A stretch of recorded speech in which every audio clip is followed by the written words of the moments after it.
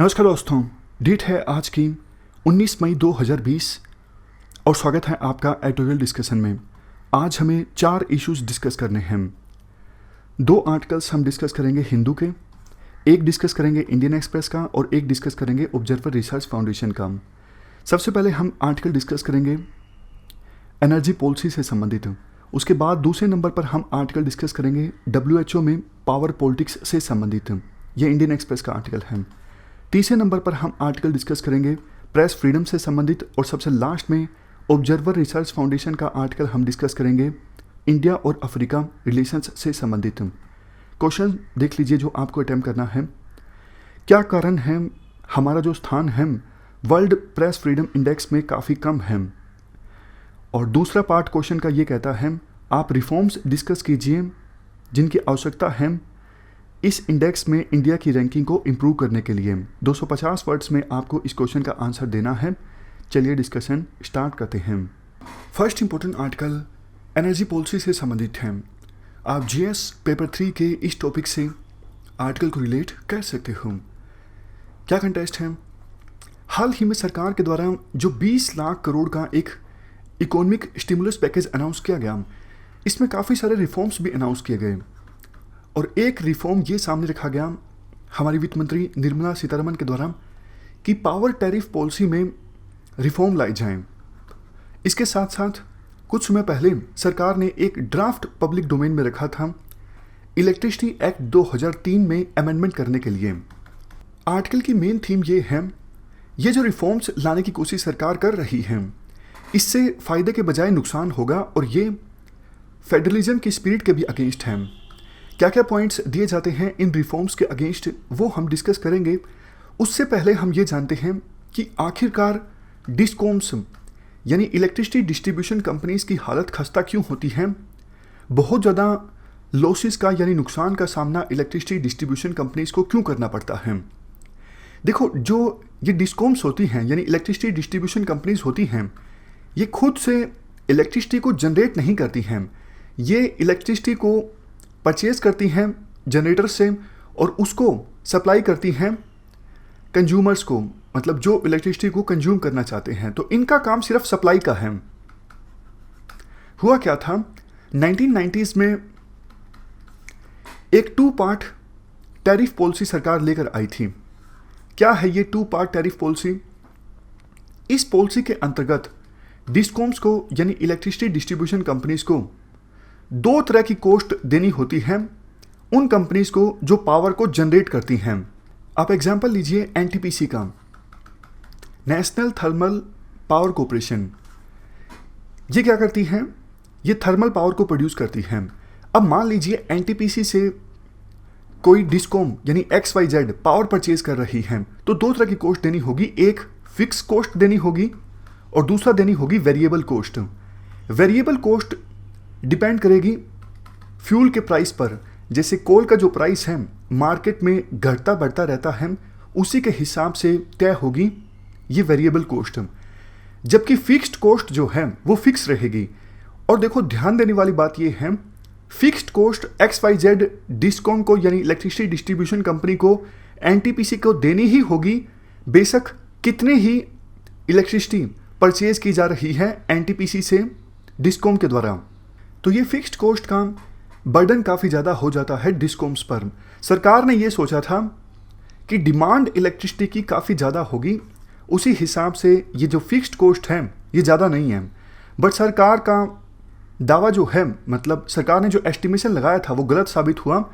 और बार बार सरकार जो एस्टिमेशन लगाती है कि इलेक्ट्रिसिटी की डिमांड इतनी रहेगी, वो एस्टिमेशन गलत साबित होता है। इसी वजह से फिक्स्ड कॉस्ट ज़्यादा देनी पड़ती है इन डिस्कॉम्स को। इसके बाद देखो 2010 में क्या हुआ, सरकार एक पॉलिसी लेकर आई कि जो ये सोलर पावर प्लांट्स या फिर विंड पावर प्लांट्स हैं ये तो चलते ही रहने चाहिए। ये तो तभी चलते रहेंगे ना जब डिस्कॉम्स इनसे इलेक्ट्रिसिटी परचेज करेंगे। तो सरकार ने एक कंडीशन लगा दी, ऑब्लिगेशन लगा दी डिस्कॉम्स के ऊपर कि जितनी भी रिन्यूएबल एनर्जी प्रोड्यूस हो रही है आप उसे परचेज कीजिए। अब देखो, रिन्यूएबल एनर्जी को ज़्यादा परचेज करेंगे डिस्कॉम्स, तो मतलब थर्मल एनर्जी को कम परचेज करेंगी। सीधे शब्दों में बात करें तो एनटीपीसी से जितनी पावर परचेज कर रही थी पहले डिस्कॉम्स और भी कम करेंगी, लेकिन देखो फिक्स्ड कॉस्ट तो कम नहीं हुई ना। पहले एग्जाम्पल के तौर पर 100 यूनिट पावर परचेज की जा रही थी एनटीपीसी से, फिक्स्ड कॉस्ट के तौर पर दिए जा रहे थे 100 करोड़। अब सिर्फ 500 यूनिट इलेक्ट्रिसिटी परचेज की जा रही है, लेकिन फिक्स्ड कॉस्ट पहले भी 100 करोड़ थी, अभी भी 100 करोड़ है। समझ गए? तो ये भी दिक्कत है। दूसरा पॉइंट देखो, रिन्यूएबल सोर्सेज की एक दिक्कत क्या होती है, खास करके सोलर एनर्जी की। रात को तो सोलर एनर्जी प्रोड्यूस होती नहीं है, तो एनर्जी को स्टोर करने की दिक्कत है। हर एक मेगावाट रिन्यूएबल एनर्जी का आप इस्तेमाल करते हो तो उससे दुगनी आपकी कैपेसिटी होनी चाहिए स्टोर करने की, तो इससे जो कॉस्ट है डिस्कॉम्स की वो और ज़्यादा इंक्रीज हो जाती है। नेक्स्ट पॉइंट, 2015 में सेंट्रल गवर्नमेंट ने अनाउंस किया एक टारगेट कि 2022 आते आते हम 175 गीगावाट रिन्यूएबल एनर्जी को प्रोड्यूस करेंगे। इसके लिए रिन्यूएबल एनर्जी डेवलपर्स को काफ़ी सारे कंसेशंस दिए गए, लेकिन डिस्कॉम्स के ऊपर बर्डन और भी ज़्यादा इंक्रीज हो गया और इसका फ़ायदा हुआ चाइना को, क्योंकि देखो हमारे देश में सोलर एनर्जी को प्रोड्यूस करने पर फोकस है, लेकिन 90% जो सोलर पैनल्स हैं हम इंपोर्ट करते हैं चाइना से। तो इंडिया की इस पॉलिसी का चाइना को काफ़ी ज़्यादा फ़ायदा हुआ। तो ये हमने कुछ जनरल पॉइंट्स डिस्कस किए कि हमारी जो डिस्कॉम्स हैं यानी इलेक्ट्रिसिटी डिस्ट्रीब्यूशन वाली कंपनीज हैं वो घाटे में क्यों रहती हैं। इसके अलावा और भी वैसे बहुत सारे रीजंस हैं, जैसे इलेक्ट्रिसिटी सप्लाई करने में लॉसेस काफ़ी ज़्यादा हो जाते हैं। हमारे पास अभी भी जो टेक्नोलॉजी है वो एडवांस नहीं है। लेकिन अब बात करते हैं रिफॉर्म्स की। सरकार ने कुछ दिनों पहले एक ड्राफ्ट पब्लिक डोमेन में रखा था इलेक्ट्रिसिटी एक्ट 2003 में अमेंडमेंट करने के लिए। इसके मुख्य प्रोविजंस की हम बात करें, पहला प्रोविजन ये है इस अमेंडमेंट एक्ट में, मान लीजिए पंजाब है और यहाँ पे कोई डिस्कॉम काम करती है जिसका नाम है XYZ। पंजाब के पर्टिकुलर ज़िले में ये XYZ जो डिस्कॉम है इलेक्ट्रिसिटी डिस्ट्रीब्यूशन का काम जो है किसी दूसरी एंटिटी को सब लीज पे दे सकती है, यानी फ्रेंचाइजी दे सकती है। जैसे देखो मैकडोनल्ड की फ्रेंचाइजी नहीं होती अलग अलग इलाकों में, तो उसी प्रकार से ये डिस्कॉम जो है वो किसी दूसरी एंटिटी को बोल सकती है कि आप इस जिले में काम देखिए इलेक्ट्रिसिटी डिस्ट्रीब्यूशन का। मकसद ये अलाउ करने का ये है कि इलेक्ट्रिसिटी डिस्ट्रीब्यूशन सेक्टर में मार्केट फोर्सेस को अलाउ करना, मतलब ज़्यादा से ज़्यादा कंपटीशन हो, ज़्यादा से ज़्यादा एफिशिएंसी आए। आर्टिकल में कहा जाता है, अभी तक देखो सरकार ने सारी डिटेल्स सामने नहीं रखी हैं कि ये जो फ्रेंचाइजी वाली एंटिटीज़ होंगी जो डिस्कॉम से काम को लीज पर लेंगी, ऑलरेडी देखो किसी डिस्कॉम ने काम को लीज पर लिया है गवर्नमेंट से और बाद में फर्दर जब ये डिस्कॉम काम को लीज पर देगी तो वो होगा सब लीजिंग। तो आर्टिकल में कहना है अभी डिटेल्स बिल्कुल क्लियर नहीं है कि ये जो सब लीजिंग वाली एंटिटीज़ होंगी ये इलेक्ट्रिसिटी को कहाँ से परचेज करेंगी, डिस्कॉम से करेंगी या फिर सीधा पावर जनरेटर से करेंगी। तो इस बारे में सरकार को और ज़्यादा डिटेल्स सामने रखनी होगी। नेक्स्ट प्रोविज़न क्रॉस सब्सिडी को ख़त्म करने से संबंधित है। क्रॉस सब्सिडी का क्या मतलब है, एग्जाम्पल की सहायता से बताता हूँ। देखो एक बात आपने ज़रूर सुनी होगी कि पैसेंजर ट्रेन्स जो हैं वो घाटे में चलती हैं, मतलब जितने की सरकार पैसेंजर ट्रेन्स में टिकट बेचती है उससे पैसेंजर ट्रेन्स चलाने का खर्च पूरा नहीं हो पाता। लेकिन सरकार क्या करती है, मालगाड़ियों से ज़्यादा पैसा वसूलती है, मतलब जो इंडस्ट्रीज़ मालगाड़ियों का इस्तेमाल करते हैं उनके लिए किराया ज़्यादा होता है मालगाड़ियों को यूज़ करने का। तो यहाँ से जो मुनाफा आता है उसका इस्तेमाल किया जाता है पैसेंजर ट्रेन्स को चलाने में जो घाटा हुआ है उसकी भरपाई करने के लिए। तो इस चीज़ को कहा जाता है क्रॉस सब्सिडी, मतलब एक चीज़ से आपने फ़ायदा कमाया और उस फ़ायदे का आपने इस्तेमाल किया दूसरी जगह पर हुए घाटे को पूरा करने के लिए। बट देखो इससे नुकसान काफ़ी होता है। नुकसान क्या होता है, अब इंडस्ट्रीज़ मालगाड़ियों का ज़्यादा फ़ायदा नहीं उठा पाती क्योंकि सरकार बहुत महंगी सर्विसेज बेचती है मालगाड़ियों को यूज़ करने पर। उसी प्रकार से होता क्या है, सरकार क्या करती है, जो फैक्ट्रीज़ वगैरह होती हैं वहाँ पर इलेक्ट्रिसिटी के लिए ज़्यादा पैसे लगते हैं, जबकि जो नॉर्मल हाउस होल्ड्स होते हैं उनके लिए इलेक्ट्रिसिटी के दाम कम होते हैं। तो सरकार फ़ायदा यहाँ से उठाती है फैक्ट्रीज को महंगी बिजली बेचकर, और हाउस होल्ड्स को सस्ती बिजली दी जाती है। यहाँ पे जो घाटा होता है उसकी भरपाई कर ली जाती है क्योंकि फैक्ट्रीज को महंगी बिजली बेची गई है। बट नुकसान क्या हुआ? नुकसान सीधा सीधा ये हुआ ना, फैक्ट्रीज मुनाफे में नहीं चल पाएंगी, उन्हें इलेक्ट्रिसिटी के ज़्यादा दाम देने पड़ रहे हैं। तो ये चीज़ बिजनेसेस के अगेंस्ट है, बिजनेस एक्टिविटीज़ के अगेंस्ट है। तो सरकार ने अब ये अनाउंस किया कि आप ये क्रॉस सब्सिडी ख़त्म कर दो। कंज्यूमर को इलेक्ट्रिसिटी सप्लाई करने पर जितना खर्च आपका आ रहा है उतना ही पैसा वसूलिए आप कंज्यूमर से। ऐसा नहीं कि फैक्ट्रीज को आपने महंगी बिजली बेच दी और हाउस होल्ड्स को सस्ती बेच दी। अगर आप हाउस होल्ड्स को सस्ती इलेक्ट्रिसिटी देना चाहते हो तो डायरेक्टली आप उनके बैंक खातों में पैसा ट्रांसफर कर दीजिए, लेकिन फैक्ट्री वालों को महंगी आप इलेक्ट्रिसिटी मत बेचिए। तो आर्टिकल में बोला जाता है देखो इतना पैसा नहीं है अभी स्टेट गवर्नमेंट्स के पास कि वो डायरेक्टली बिजली के लिए भी पैसा ट्रांसफर कर सकें बेनिफिशियरीज के खातों में। तो ये क्रॉस सब्सिडी को खत्म करने का सही समय नहीं था, ऐसा राइटर का मानना है। नेक्स्ट प्रोविजन जिसके खिलाफ राइटर बोलते हैं, स्टेट रेगुलेटर्स को आगे से अपॉइंट किया जाएगा एक सेंट्रल सिलेक्शन कमेटी के द्वारा। आर्टिकल में कहा जाता है ये गलत है। एक central selection committee state regulators को अपॉइंट करेगी। ये देखो ना सिर्फ फेडरलिज्म के अगेंस्ट है, मतलब स्टेट्स की ऑटोनॉमी के अगेंस्ट है, बल्कि रेगुलेटर्स की ऑटोनॉमी के भी अगेंस्ट है। नेक्स्ट प्रोविजन ये बोला गया है एक centralised electricity contract enforcement authority establish की जाएगी। इसके मेंबर्स और चेयरमैन किसके द्वारा सिलेक्ट किए जाएंगे? इसी ऊपर वाली सेंट्रल सिलेक्शन कमेटी के द्वारा। आर्टिकल में कहा जाता है ये भी गलत है क्योंकि इस अथॉरिटी के पास कॉन्ट्रैक्ट रिलेटेड डिस्प्यूट्स को एडजुडिकेट करने का काम होगा। पहले ये काम हुआ करता था स्टेट इलेक्ट्रिसिटी रेगुलेटरी कमीशंस के पास, लेकिन अब ये काम होगा इस नई इस्टेब्लिश हुई अथॉरिटी के पास। तो इस प्रकार से हमने कुछ पॉइंट्स डिस्कस किए जो रिफॉर्म्स सरकार लाना चाहती है उनके अगेंस्ट। चलते हैं अगले आर्टिकल की तरफ। नेक्स्ट आर्टिकल WHO यानी वर्ल्ड हेल्थ ऑर्गेनाइजेशन में पावर पॉलिटिक्स से संबंधित है। आप GS पेपर 2 के इस टॉपिक से आर्टिकल को रिलेट कर सकते हो। देखो जब से ये कोविड-19 की महामारी ज़्यादा फैली है, विभिन्न देश दबी जबान में ये बोलने लगे कि एक इंडिपेंडेंट जांच होनी चाहिए कि ये वायरस आखिरकार ओरिजिनेट कहाँ से हुआ। लेकिन साफ तौर पर ज़्यादातर देश बोलने के लिए तैयार नहीं थे क्योंकि डर था चाइना का।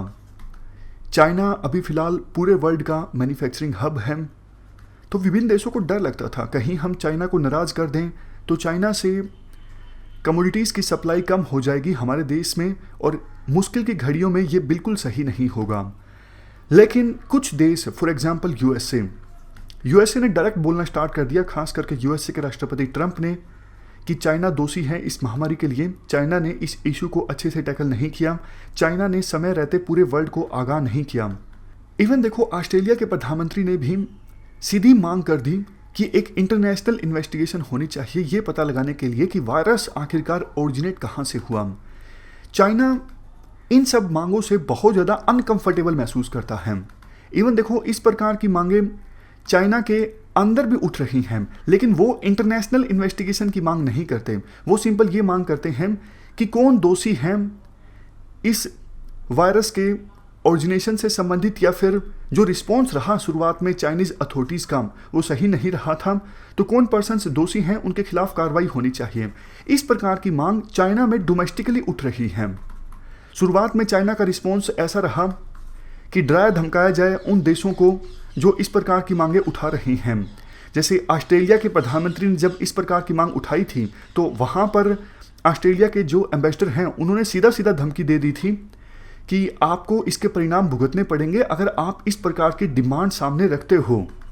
चाइना ने मास्क डिप्लोमेसी को भी अपनाया। मास्क डिप्लोमेसी मतलब विभिन्न देशों को इन्फ्लुएंस किया जाए मास्क और दूसरे मेडिकल इक्विपमेंट्स को एक्सपोर्ट करके, ताकि उन देशों का दिल जीता जाए। ये चाइना के पब्लिक रिलेशंस का पार्ट था। लेकिन बाद में क्या हुआ, इन मास्क में और मेडिकल इक्विपमेंट्स में काफ़ी सारी कमियां सामने आईं और विभिन्न देशों को एहसास हुआ चाइना सिर्फ अपनी गलतियों को छुपाने की कोशिश कर रहा है मास्क डिप्लोमेसी की सहायता से। लेकिन अब क्या हुआ है, अब देखो ऑस्ट्रेलिया यूरोपियन यूनियन के साथ मिलकर डब्ल्यूएचओ की एक वर्ल्ड हेल्थ असेंबली होती है जहां पर मेजर फैसले लिए जाते हैं। तो ऑस्ट्रेलिया यूरोपियन यूनियन के साथ मिलकर वर्ल्ड हेल्थ असेंबली में एक रेजोल्यूशन लाने की कोशिश करेगा। और खबरें ऐसी हैं कि ऑलरेडी 194 यानी 194 जो मेंबर कंट्रीज हैं वर्ल्ड हेल्थ असेंबली में, तो 194 का 2/3 समर्थन ऑलरेडी हासिल हो चुका है ऑस्ट्रेलिया और यूरोपियन यूनियन के इस रेजोल्यूशन को। आने वाले एक हफ्ते में इस रेजोल्यूशन को वर्ल्ड हेल्थ असेंबली में प्रेजेंट किया जाएगा। ये रेजोल्यूशन मेनली देखो 2 डिमांड करता है। पहली डिमांड कि वायरस का ओरिजिन क्या है, इसकी एक साइंटिफिक इन्वेस्टिगेशन होनी चाहिए। दूसरी डिमांड इंटरनेशनल रिस्पॉन्स कैसा रहा इस महामारी के अगेंस्ट, इसकी इम्पार्शियल, इंडिपेंडेंट और कॉम्प्रिहेंसिव इवैल्यूएशन होना चाहिए। क्या विभिन्न कंट्रीज ने अच्छे से एक्ट किया इस महामारी के अगेंस्ट, ये सब चीज़ें इवैल्यूएट की जाएंगी दूसरी डिमांड के अंतर्गत। खास बात देखो ये है, इस रेजोल्यूशन में चाइना का नाम नहीं है, तो इससे चाइना को थोड़ी तो राहत मिलेगी कि सीधा सीधा हमारा नाम नहीं है। लेकिन यूएसए नाराज हो गया। यूएसए चाहता था कि चाइना का सीधा सीधा नाम होना चाहिए, लेकिन ऑस्ट्रेलिया और यूरोपियन यूनियन ने यूएसए को मना लिया कि आप इस रेजोल्यूशन का समर्थन कीजिए।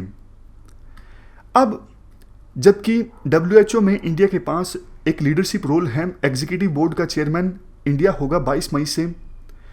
तो देखो 3 चीज़ें हैं, मतलब डब्ल्यूएचओ में 3 तरह के रिफॉर्म्स आने चाहिए जिसको लेके इंडिया अपनी आवाज़ उठा सकता है, इंडिया उन रिफॉर्म्स का समर्थन कर सकता है। पहला, नए इंटरनेशनल नॉर्म्स आने चाहिए। जैसे देखो जो गलती चाइना ने अभी की, जल्दी से डब्ल्यूएचओ को बताया नहीं इस वायरस के बारे में, और डब्ल्यूएचओ के पास भी पावर नहीं थी डिटेक्ट करने की कि वायरस का फिलहाल अभी स्टेटस क्या है। फ्यूचर में ऐसा ना हो, इसके लिए होना ये चाहिए, विभिन्न स्टेट्स की ये ऑब्लिगेशन होनी चाहिए, जैसे ही कोई नया वायरस आए आप सारी डिटेल्स डब्ल्यूएचओ को दो, और डब्ल्यूएचओ के पास भी इनफ पावर्स होनी चाहिए, वो अपने आप से प्रयास करे ये पता लगाने की कि किसी देश में जो ये वायरस ओरिजिनेट हुआ है इसकी डिटेल्स क्या हैं, स्टेटस क्या है। अगर ऐसा होता है तो फ्यूचर में इस प्रकार की महामारी को अवॉइड किया जा सकता है। दूसरी बात है फंडिंग की। अभी देखो डब्ल्यूएचओ में हो क्या रहा है, जो देश ज़्यादा डोनेशन दे रहा है उसकी ज़्यादा चलती है। इवन कॉर्पोरेट ग्रुप्स की फंडिंग पर भी डब्ल्यूएचओ काम करती है। होना ये चाहिए डब्ल्यूएचओ को जो मेंबर कंट्रीज़ हैं वो कुछ कुछ फीस दें, अपना अपना कंट्रीब्यूशन दें, और इससे डब्ल्यूएचओ का काम चले। जब तक देखो ये नहीं होगा, मेंबर कंट्रीज़ की फीस पर डब्ल्यूएचओ की बॉडी डिपेंड नहीं करेगी, तब तक तो देखो डोनेशन पर ही डिपेंड करेगी, और जो डोनेटर है मतलब जो ज़्यादा डोनेशन दे रहा है वो डब्ल्यूएचओ को इन्फ्लुएंस करेगा, जैसा चाइना ने किया। नेक्स्ट पॉइंट, इंडिया को देखो ये भी पूछने की कोशिश करनी चाहिए, क्या डब्ल्यूएचओ अभी बहुत सारे काम एक समय पर करने की कोशिश कर रहा है, इस वजह से क्या डब्ल्यूएचओ की एफिशिएंसी कम हुई है। देखो डब्ल्यूएचओ ने मलेरिया के केसेस कम करने में अच्छा काम किया, स्मॉल पॉक्स को एलिमिनेट करने में अच्छा काम किया, लेकिन कुछ एक्सपर्ट्स के द्वारा ये कहा जाता है डब्ल्यूएचओ का एजेंडा अभी बहुत ज़्यादा एक्सपेंड हो गया है, लेकिन डब्ल्यूएचओ की कैपेसिटी अभी उतनी नहीं है। तो ये पूछा जाना चाहिए डब्ल्यूएचओ से कि क्या आप एक साथ इतना सारा काम करोगे तो आप इफेक्टिवली काम नहीं कर पाओगे, तो आप उतना काम कीजिए जितना अभी आपकी कैपेसिटी है, या फिर कैपेसिटी को आप इन्हेंस कीजिए। तो एज ए लीडर इंडिया को डब्ल्यूएचओ में इन सब रिफॉर्म्स को पुश करना चाहिए। ये हमने पूरा आर्टिकल डिस्कस किया डब्ल्यूएचओ में पावर पॉलिटिक्स से संबंधित, और इसके अलावा डब्ल्यूएचओ में रिफॉर्म्स से संबंधित। चलते हैं आगे। नेक्स्ट आर्टिकल फेकिंग डेंजर से संबंधित है। इस आर्टिकल का मेन जो फोकस है वो इस बात पर है कि विभिन्न सरकारें क्राइसिस का बहाना बनाकर इनकन्वीनियंट रिपोर्टिंग को दबाने का प्रयास कर रही हैं। मतलब ऐसी रिपोर्टिंग जो सरकार के अगेंस्ट है, उस रिपोर्टिंग को विभिन्न सरकारें क्राइसिस का बहाना बनाकर स्प्रेस करने की कोशिश कर रही हैं। जैसे देखो डिजास्टर मैनेजमेंट एक्ट 2005 में सेक्शन 54 में एक प्रोविज़न है कि किसी प्रकार का पैनिक स्प्रेड करना डिजास्टर के मैग्नीट्यूड से संबंधित, जैसे देखो बहुत से लोग बोल देते हैं डिजास्टर के समय कि बांध टूट गया है। इससे क्या होता है, बहुत पैनिक मच जाता है जनता में और जनता भागने लगती है इधर से उधर। इससे भगदड़ मच सकती है, सिचुएशन काफ़ी ख़राब हो सकती है। तो इस प्रकार का काम कोई करता है तो उसको पिनलाइज किया जा सकता है। ये प्रोविज़न है डिजास्टर मैनेजमेंट एक्ट के सेक्शन 54 में। बट देखो इस प्रोविज़न का अब इस्तेमाल किया जा रहा है विभिन्न राज्य सरकारों के द्वारा अपने फ़ायदे के लिए। एग्जाम्पल दिया जाता है धवल पटेल का। गुजरात में कोविड-19 के केसेस काफ़ी सामने आए हैं, तो धवल पटेल ने, ये एक रिपोर्टर हैं, इनका एक न्यूज़ पोर्टल है, इन्होंने इस प्रकार की रिपोर्ट पब्लिश की कि जल्द ही गुजरात में मुख्यमंत्री को बदला जा सकता है क्योंकि केसेस काफ़ी ज़्यादा सामने आ गए हैं कोविड-19 के गुजरात में। तो ऐसी रिपोर्ट पब्लिश करने पर इनके खिलाफ केस दर्ज किया गया डिजास्टर मैनेजमेंट एक्ट 2005 के सेक्शन 54 के अकॉर्डिंग। तो आप बताइए कि क्या ये सेक्शन लगता है धवल पटेल की रिपोर्टिंग पर या फिर नहीं लगता है? ऑफ कोर्स नहीं लगता है। सेक्शन 54 जो है इसका उद्देश्य कुछ अलग है। पॉलिटिकल डेवलपमेंट्स पर रिपोर्टिंग करने पर इस सेक्शन का इस्तेमाल नहीं किया जा सकता रिपोर्टर्स को पिनलाइज करने के लिए। और भी एग्जांपल्स दिए जाते हैं आर्टिकल में। जैसे देखो कोयम्बटूर में लोकल प्रशासन जो फूड डिस्ट्रीब्यूट कर रहा था उसमें एक लोकल रिपोर्टर ने धांधलेबाजी का आरोप लगाया था, यानी करप्शन का आरोप लगाया था। इसके बाद उस रिपोर्टर के अगेंस्ट भी इसी सेक्शन के अगेंस्ट केस दर्ज कर लिया गया। तो बताइए आप, करप्शन को उजागर करना, देखो वो बात अलग है, करप्शन हुआ है या फिर नहीं हुआ है वो तो जांच के बाद ही पता लगेगा। लेकिन इतना तो साफ है ना कि सेक्शन 54 के तहत केस दर्ज नहीं किया जा सकता किसी रिपोर्टर के अगेंस्ट अगर उसने करप्शन का आरोप लगाया है। एक और एग्जांपल दिया जाता है, अंडमान में एक रिपोर्टर थे जिन्होंने आरोप लगाया कि लोकल प्रशासन क्या कर रहा है, अगर कोई पर्सन ने फ़ोन पे बात की है कोविड-19 के पेशेंट के साथ तो उन पर्सन्स को भी क्वारंटीन कर रहा है। समझ गए? मतलब कोई पेशेंट है ए, वो कोविड-19 का पेशेंट है, बी पेशेंट ने फ़ोन पे बात की है कोविड-19 के पेशेंट ए से, तो बी को भी लोकल प्रशासन क्वारंटीन करके रख रहा है। मतलब कुछ भी पता नहीं है लोकल प्रशासन को, वो इस प्रकार के काम कर रहा है। तो जब ये रिपोर्ट पब्लिश हुई तो उस पर्सन के खिलाफ भी केस दर्ज कर लिया गया इस सेक्शन के तहत। लास्ट में आर्टिकल में कहा जाता है, देखो हमारा जो स्थान है प्रेस फ्रीडम इंडेक्स में वो 142वां है, हम बहुत पीछे हैं प्रेस फ्रीडम इंडेक्स में। उसका एक रीज़न ये भी है, विभिन्न राज्य सरकारें लॉस को मिसयूज करती हैं इनकन्वीनियंट रिपोर्टिंग को सप्रेस करने के लिए, जबकि अफ्रीका के बुर्किनो फासो जैसे देश जो हैं उनका भी स्थान अच्छा है हमसे प्रेस फ्रीडम इंडेक्स में। तो विभिन्न राज्य सरकारों को और सेंट्रल गवर्नमेंट को बाज आना चाहिए, इस प्रकार से जर्नलिस्ट को नहीं इंटिमिडेट करना चाहिए वेरियस लॉज की सहायता से। ये साफ साफ वेरियस लॉज का मिसयूज है। तो ये हमने पूरा आर्टिकल डिस्कस किया, चलते हैं आगे। इसके बाद next article India Africa relationship से संबंधित है। आप जीएस पेपर 2 से इस आर्टिकल को रिलेट कर सकते हो। ये जो आर्टिकल है ये इंफॉर्मेशनल आर्टिकल है, मतलब एज सच इस आर्टिकल में एनालिसिस नहीं किया गया है। बट बहुत बार देखो क्वेश्चंस ऐसे भी आते हैं जिसमें इंफॉर्मेशन पूछी होती है। मैं आपको एग्जांपल देता हूँ, जैसे इंडिया ने कौन कौन से प्रोजेक्ट्स इस्टेब्लिश किए हैं पिछले 20 सालों में अफगानिस्तान में, तो आपको उन प्रोजेक्ट्स के नाम पता होने चाहिए। किसी समय में देखो अफ्रीका को डार्क कॉन्टिनेंट कहा जाता था क्योंकि पहले अफ्रीका में सिविल वार, पुवर्टी, हंगर, ये सब चीज़ें देखने को मिलती थी। लेकिन आज सिचुएशन काफ़ी चेंज हुई है। आज अफ्रीका के बहुत सारे देशों में डेमोक्रेसी है। अफ्रीका के कई सारे देश ऐसे हैं जहाँ पर इकोनॉमी बहुत तेज़ी से ग्रो कर रही है। अफ्रीका के बहुत सारे देशों में डेमोग्राफिक डिविडेंड उनके पक्ष में है। जैसे देखो इंडिया के बारे में ये कहा जाता है इंडिया की पॉपुलेशन रिलेटिवली यंगर है, उसी प्रकार से अफ्रीकन पॉपुलेशन भी रिलेटिवली यंगर है। तो वो पॉपुलेशन, अगर उस पॉपुलेशन को स्किल्स दी जाए तो वो पावर हाउस का काम कर सकते हैं। इसलिए आज अफ्रीका के बारे में जो धारणा है वो चेंज हुई है। आज अफ्रीका को कॉन्टिनेंट ऑफ होप कहा जाता है। मतलब उम्मीद का एक महाद्वीप। इसके अलावा देखो आज के समय में अफ्रीका में कनेक्टिविटी काफ़ी तेज़ी से ग्रो हो रही है। Infrastructure, health standards, education, economy, इन सब चीज़ों में अफ्रीका पहले के अपेक्षाकृत काफ़ी प्रोग्रेस कर रहा है और इंडिया भी यही चाहता है। इंडिया अफ्रीका की हेल्प करना चाहता है ताकि प्रोग्रेस के रास्ते पर अफ्रीका और तेज़ गति से दौड़ने लगे। ये जो कोऑपरेशन होगा रिसर्जिंग अफ्रीका और राइजिंग इंडिया के बीच, ये देखो साउथ साउथ कोऑपरेशन में एक बहुत ही इंपॉर्टेंट माइलस्टोन होगा। साउथ साउथ कोऑपरेशन का क्या मतलब है? ये टर्म देखो काफ़ी बार इस्तेमाल की जाती है पॉलिसी मेकर्स के द्वारा डेवलपिंग कंट्रीज़ के बीच और ग्लोबल साउथ के कंट्रीज़ के बीच कोऑपरेशन को दर्शाने के लिए। कोऑपरेशन मतलब exchange of resources, exchange of technology, exchange of knowledge, ये सब चीज़ें आती हैं कोऑपरेशन में।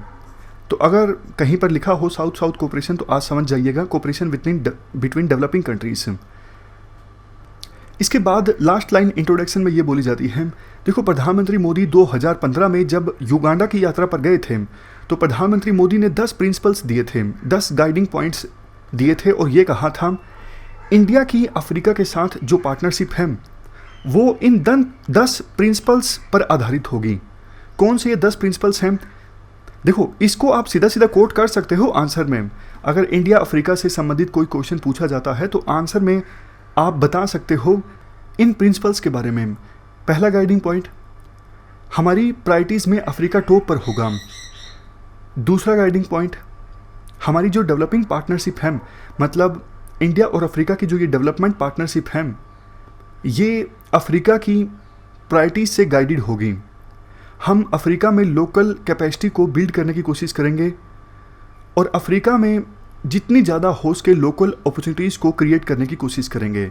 ऐसा नहीं कि इंडिया की कंपनीज अफ्रीका में काम करेंगी तो वो जॉब्स इंडियंस को मिलेगी, इंडिया से लोग आएंगे और वहाँ पे जॉब करेंगे। नहीं, हमारी कंपनीज कोशिश करेंगी कि जितनी जॉब्स जनरेट हों जो लोकल अफ्रीकन्स हैं उनको फ़ायदा हो।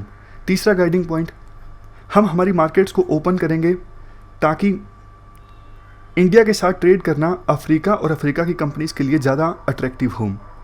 हम हमारी इंडस्ट्रीज़ को एनकरेज करेंगे कि आप अफ्रीका में इन्वेस्ट कीजिए। नेक्स्ट, इंडिया को देखो काफ़ी एक्सपीरियंस है डिजिटल रेवोल्यूशन में, डिजिटलाइजेशन काफ़ी ज़्यादा आया है इंडिया में पिछले कुछ सालों में, तो हम अफ्रीका की मदद करेंगे। अफ्रीका कैसे डिजिटलाइजेशन की सहायता से पब्लिक सर्विसेज को इम्प्रूव कर सकता है, education, health, digital literacy, financial inclusion, कैसे इन सब क्षेत्रों में डिजिटलाइजेशन को प्रमोट किया जा सकता है। नेक्स्ट गाइडिंग पॉइंट, देखो वर्ल्ड की टोटल जितनी उपजाऊ यानी फर्टाइल लैंड है उसमें 60% फर्टाइल लैंड अफ्रीका में है, लेकिन फिर भी जितनी टोटल पैदावार है फसलों की पूरे वर्ल्ड में अफ्रीका सिर्फ 10% कंट्रीब्यूट करता है। तो हम अफ्रीकन एग्रीकल्चर को इम्प्रूव करने की कोशिश करेंगे अफ्रीका के साथ काम करके। नेक्स्ट, अफ्रीका और इंडिया मिलकर क्लाइमेट चेंज के चैलेंजेस को एड्रेस करने की कोशिश करेंगे।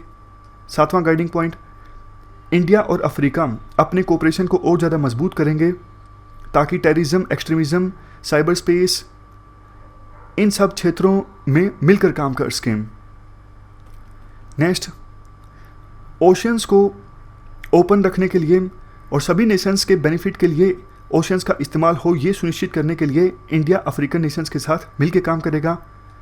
नौवां गाइडिंग पॉइंट, इंडिया देखो ये चाहता है कि अफ्रीका जो है राइवल एम्बिशंस का थिएटर ना बन जाए।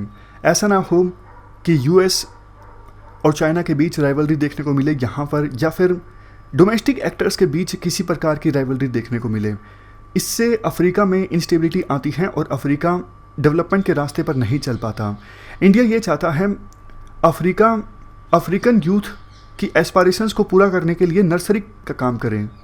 और सबसे लास्ट में देखो इंडिया और अफ्रीका दोनों को कॉलोनी बनाया गया था पास्ट में, तो अब दोनों मिलकर काम कर सकते हैं ये सुनिश्चित करने के लिए कि वर्ल्ड में एक जस्ट, रिप्रेजेंटेटिव और डेमोक्रेटिक ग्लोबल ऑर्डर हो। 1/3 वर्ल्ड की जो पॉपुलेशन है अफ्रीका और इंडिया में रहती है, तो इन देशों की भी आवाज़ सुनी जाए, मतलब अफ्रीकन कंट्रीज़ की और इंडिया की आवाज़ भी सुनी जाए ग्लोबल वर्ल्ड ऑर्डर में। तो ये 10 प्रिंसिपल्स हैं, 10 गाइडिंग पॉइंट्स हैं जो प्रधानमंत्री मोदी ने बताए थे 2015 में उगांडा की विजिट के दौरान। प्रधानमंत्री मोदी ने यह कहा था अफ्रीका के साथ रिलेशनशिप इन 10 गाइडिंग पॉइंट्स पर आधारित होगी। अब देखो अलग अलग डोमेन्स में हम रिलेशनशिप को डिस्कस करते हैं। सबसे पहले डिप्लोमेटिक टाइज। 2015 से लेकर 19 के बीच 35 अफ्रीकन लीडर्स को हमने होस्ट किया है और हमारे प्रेसिडेंट, वाइस प्रेसिडेंट और प्राइम मिनिस्टर लेवल की 29 विजिट्स हुई हैं अफ्रीकन कंट्रीज़ में। पहले देखो एक शिकायत ये रहती थी कि सभी अफ्रीकन कंट्रीज़ में इंडिया की एम्बेसीज नहीं हैं। India cluster wise approach follow करता है, 4-5 अफ्रीकन कंट्रीज़ के लिए एक एम्बेसी है। तो इंडिया ने मार्च 2018 में ये डिसाइड किया था 18 नई एम्बेसीज इंडिया अफ्रीका में बनाएगा। तो काफ़ी सारे देशों में अब एम्बेसीज इंडिया बना चुका है, जैसे Rwanda, Djibouti, Equatorial Guinea, Republican of Guinea, Burkina Faso, इन सब देशों में अब इंडिया की एम्बेसी है।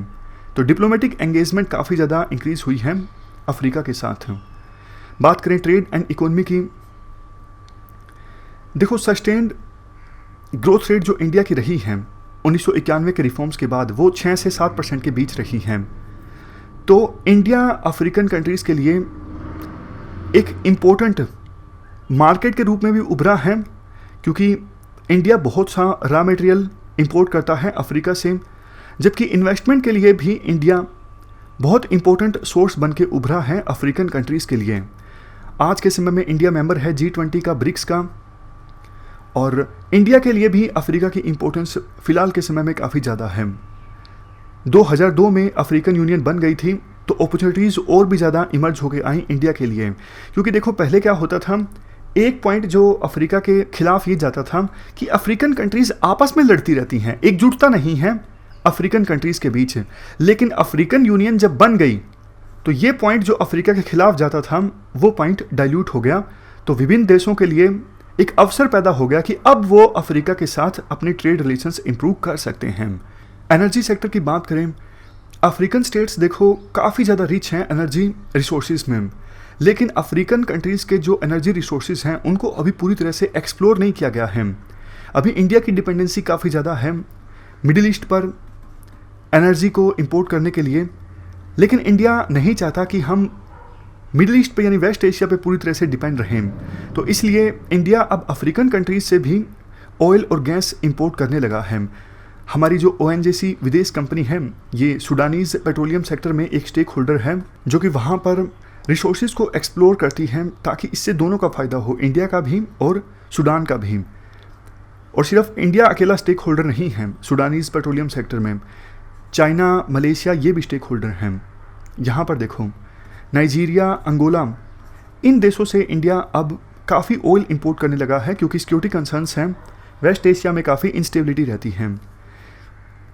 डिफेंस और सिक्योरिटी डायमेंशन की बात करें, देखो अफ्रीका में काफ़ी देशों में अभी फ़िलहाल UN peace keeping mission active हैं और इंडिया ने अपनी ट्रूप्स को कंट्रीब्यूट किया है। ना सिर्फ अभी बल्कि पास्ट में भी इंडिया ने अफ्रीका में बहुत सारे UN पीस कीपिंग मिशंस में अपनी ट्रूप्स को कंट्रीब्यूट किया है ताकि अफ्रीका में पीस इस्टेब्लिश हो।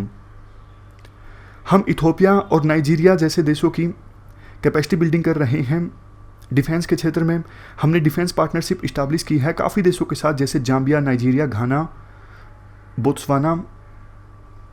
तो ये बात की हमने डिफेंस डायमेंशन की। काफ़ी अफ्रीका के जो मिलिट्री पर्सनल हैं उनको भी हम ट्रेनिंग प्रोवाइड करते हैं। नेक्स्ट, हमारी काफ़ी सारी कंपनीज जैसे टाटा, रिलायंस, महिंद्रा, इन्फोसिस, मित्तल्स, किर्लोस्कर और इवन स्टेट ओन कंपनीज भी यानी PSUs भी, ये देखो अफ्रीका में ऑपरेट करती हैं। इवन टेलीकॉम सेक्टर की बात करें, जो एयरटेल कंपनी है वो अफ्रीका में एक डोमिनेंट प्लेयर है अफ्रीका के टेलीकॉम सेक्टर में। एजुकेशनल एंड कल्चरल डोमेन की बात करें, दोनों इंडिया और अफ्रीकन जो पॉपुलेशन है वो रिलेटिवली यंगर हैं, और जबकि इंडिया को काफ़ी एक्सपर्टीज़ हासिल है IT सेक्टर में, तो ये एक क्षेत्र है जिसमें इंडिया अफ्रीका की काफ़ी मदद कर रहा है। वहाँ पे हमने एक प्रोजेक्ट भी लॉन्च किया है ITC, ताकि अफ्रीका के यूथ की कैपेसिटी बिल्डिंग हो। अफ्रीका के काफ़ी सारे former presidents, vice presidents, prime ministers, उन्होंने इंडिया में आकर स्टडी हासिल की है और ये इंडिया के लिए प्राउड की बात है। इंडिया और अफ्रीका मिल के काफ़ी सारे हायर एजुकेशन के इंस्टीट्यूशंस इस्टेब्लिश करने के प्रयास में लगे हुए हैं, जैसे India Africa institute of foreign trade, India Africa diamond institute, India Africa institute of education planning and development.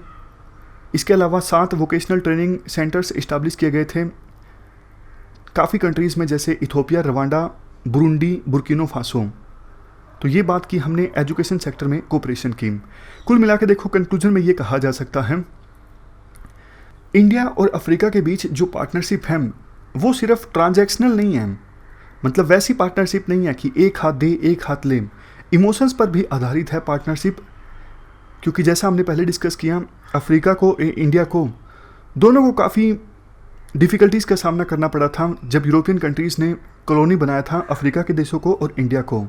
तो आगे रिलेशंस कैसे होंगे इस बात पर डिपेंड करता है इंडिया कितनी एनर्जी, कितना फोकस इम्पार्ट करता है, प्रोवाइड करता है अफ्रीका के साथ रिलेशंस को और ज़्यादा मजबूत बनाने में। तो ये हमने पूरा आर्टिकल डिस्कस किया इंडिया और अफ्रीका रिलेशंस के बारे में। Thank you very much for discussion.